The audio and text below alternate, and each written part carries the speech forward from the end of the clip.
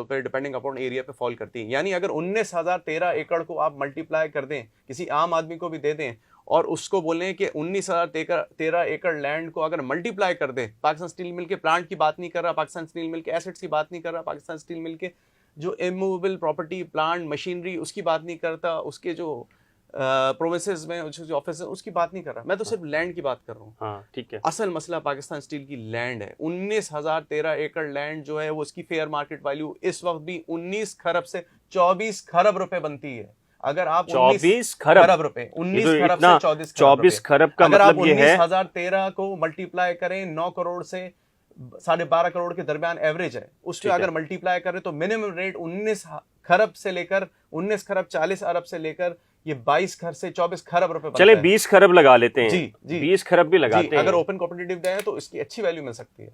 तो पाकिस्तान का कर्जा कितना है? देखिए पाकिस्तान का कर्जा तो अराउंड 60 से 70 अरब डॉलर है, 85 अरब डॉलर कह लें। लेकिन असल चीज़ ये नहीं है, असल चीज़ ये है कि यहाँ कहानी ख़त्म नहीं होती। कहानी ये है कि पाकिस्तान स्टील मिल के सिर्फ ये एसेट्स नहीं है, पाकिस्तान स्टील मिल की आयरन ओर की कानें हैं। पाकिस्तान स्टील मिल की कलाकू के अंदर बहुत कम लोग जाते हैं कि वहाँ 10,061 एकड़ लैंड जो पाकिस्तान स्टील की आयरन और रिजर्व्स की कानें हैं। झम्पीर के अंदर 844 एकड़ लाइमस्टोन डोलोमाइट की कानें जो ब्लास्ट फर्नेस में काम आता है। मकली के अंदर 9,800 एकड़ की कानें हैं। ये हुकूमत पाकिस्तान और पब्लिक फंड था जो पब्लिक के पैसों से बनी, पब्लिक के 17.56 अरब रुपए से ही बनी, इसका पेड अप कैपिटल था। और इस वक्त उसके असासों की मालियत जो कम अज कम है, अगर उसको फॉरेंसिक ऑडिट के जरिए ऑडिट किया जाए तो प्लांट की जो इन्होंने एवरेज लगाई है 700 मिलियन डॉलर, वो अलग है। लेकिन अगर फेयर मार्केट वैल्यू लगाई जाए तो जमीन अलग है, प्लांट अलग है, और ये मालियत पाकिस्तान स्टील मिल की एक्चुअल मालियत, उसकी स्टील कॉर्प्स अलग है, पाकिस्तान स्टील फैब्रिकेटिंग कंपनी अलग है। ये सब डिक्लेयर की जा रही है कि टोटल लॉस है। पाकिस्तान स्टील मिल का कर्जा 229 अरब रुपए है।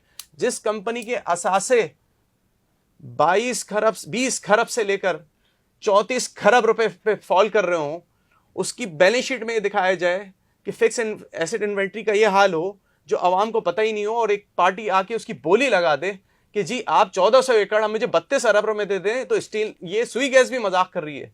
ये 43 बिलियन की जमीन मजाक नहीं कर रही, इसके पीछे बड़ा पैसा लगा होगा, इसके पीछे 1 अरब पैसा लगा होगा ना, खरब सबका कमीशन होगा इसमें। ये 1400 एकड़ जमीन 1 खरब 40 अरब रुपए से ऊपर की बनती है, जिसकी 43 बिलियन रुपीस बोली लगाई जा रही है। पाकिस्तान स्टील मिल का कर्जा 229 अरब रुपए। अच्छा चले हम बात करते हैं जी, स्टील मिल जो निचकारी हो रही है वो टोटल कितने में हो रही है? देखिए दो चीजें, ये बड़ा इंटरेस्टिंग इशू है।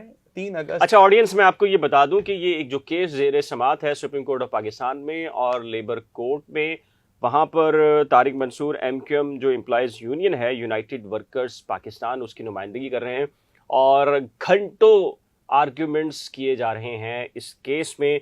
तारिक मंसूर का ये कहना है कि ये निचकारी नहीं होनी चाहिए, ये मुल्की मफाद के ख़िलाफ़ होगा, और जो निचकारी कमीशन है या इंतज़ामिया है वो मज़ीद है कि जी निचकारी होनी चाहिए चूँकि खसारे के अंदर है और इसको बंद करके ही मुल्क की सलामती का तहफ़्फ़ुज़ यकीनी बनाया जा सकता है। बिल्कुल उलट मौक़िफ़ है तारिक मंसूर का जो इंतज़ामिया के बरखिलाफ़। ये आप हाँ बता रहे थे आप टोटल। जी देखिए पाकिस्तान स्टील मिल की जो कानें हैं, जो आयरन ओर रिजर्व्स हैं, ये रिजर्व्स क्यों इस्तेमाल नहीं किए जा रहे? दूसरी बात मैं आपको बताऊं, जून 2015 से Pakistan steel mill close down कहा जा रहा है।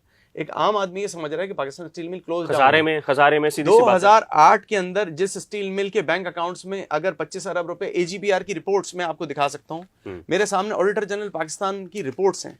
ये मेरी रिपोर्ट्स नहीं है, ये ऑडिटर जनरल पाकिस्तान की रिपोर्ट्स हैं। ये ऑडिटर जनरल पाकिस्तान की रिपोर्ट्स हैं। ये कह रही है कि इस स्टील मिल के असासे की जो है ये प्रॉफिटेबल थी। इसी बुनियाद पर सुप्रीम कोर्ट ने 2009-10 की रिपोर्ट है, और फिर पीपल्स पार्टी की हुकूमत आ गई ना। नहीं देखिए इस पे सुप्रीम कोर्ट ने सो मोटो नोटिस लिया। बहुत कम लोगों को याद है कि वतन party versus federation of Pakistan में 2016 में सुप्रीम कोर्ट ने सो मोटो नोटिस लिया, और प्राइवेटाइजेशन उस वक्त के चीफ जस्टिस इफ्तिखार चौधरी और लेड बाय 3 मेंबर बेंच ने उसको नल एंड वाइट किया, और नल एंड वाइट की उसने डिसीजन दिए, और उसके अंदर उन्होंने बताया कि मेरे पास उसकी जजमेंट मौजूद है, मैं आपको जजमेंट दिखा सकता हूं। अच्छा फिर ये माफिया कौन है जो ये कर रहा है? उन्होंने बताया कि ये क्यों नल एंड वाइट है। उसके बाद इसको दोबारा रिवाइव करना शुरू किया, मुशर्रफ दौर में ये पूरी रिवाइव हो गई।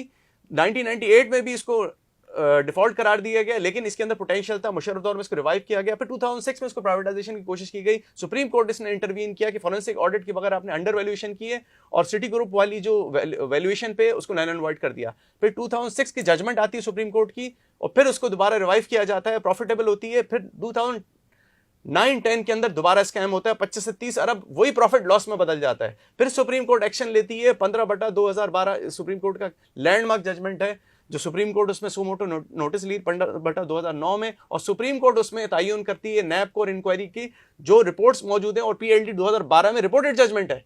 लेकिन उसके बाद फिर 2015 में गैस के बिल ना देने की वजह से, सुई गैस की बिल ना देने की वजह से अचानक इसका ब्लास्ट फर्नेस और दूसरी गैस की सप्लाई